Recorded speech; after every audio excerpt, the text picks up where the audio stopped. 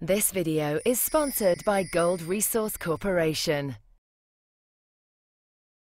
Once upon a time, we used gold, or paper that represented safely stored gold, as money.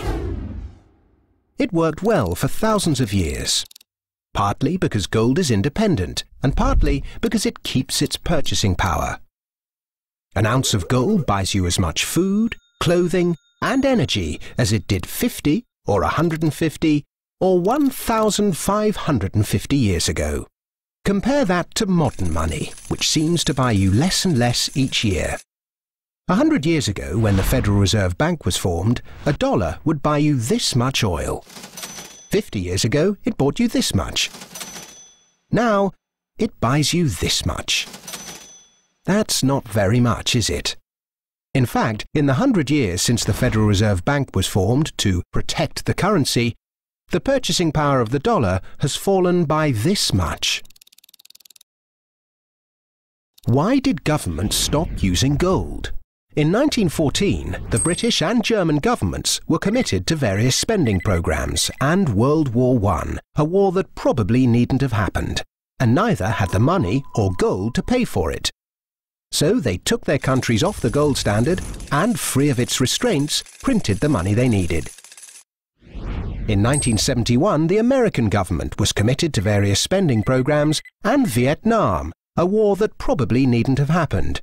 And it didn't have the money or gold to pay for it, so it took America off the gold standard and, free of its restraints, printed the money it needed. Sound familiar? If governments didn't have the power to run up deficits, these wars could never have happened. There wasn't the gold to pay for them. The bill is eventually paid by the people through the stealth tax that is currency devaluation by inflation. Now the world operates under a system of money and credit known as fiat. It's the law that what we use as money be money. The government and its banking agencies have the power to issue money, but no one else may do so. Unlike gold, of which there is a finite amount in the world, with this fiat system, there is no limit to how much money can be created, so inflation becomes inevitable. Look at the mess the UK and Germany got the world into after leaving the gold standard in 1914. World War I, German reparations, Weimar inflation, the rise of Hitler, and so on. Look at the mess the world has got itself into since 1971, when this fiat system became the global norm.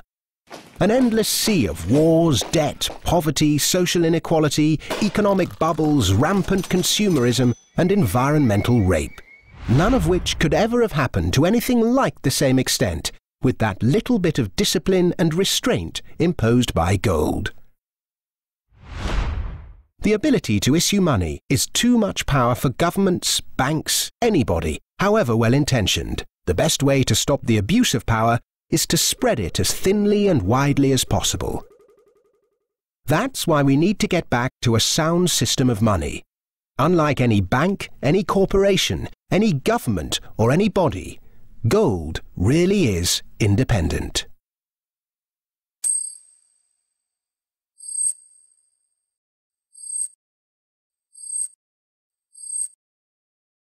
That video was sponsored by Gold Resource Corporation. For more information about our gold mining operations, please visit goldresourcecorp.com.